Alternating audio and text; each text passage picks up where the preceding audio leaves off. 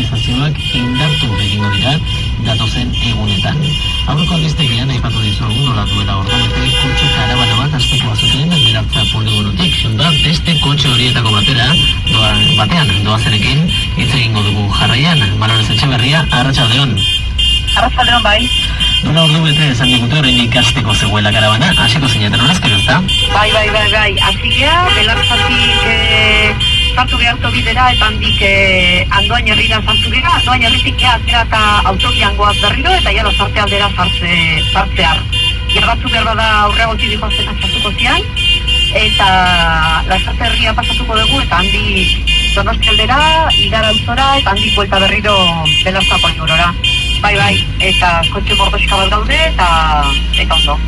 Erkide, esan digute hori, jende asko zebilela protestan parte hartzen, eragina izaten ari da beraz, errepidea beteta duzue. Bai, bueno, uste behintzat lortu degula nahi genuna, pixka bat jendea kontua araztera jaiago hemen dagoela oraindik, obrak, nahiz oraindik ez ziren hasia, bizatzen ari dira hasiko direla laizter, eta guk aldirazi nahi dugu, hemen gaudela horri aurre egiten segitzeko asmoz.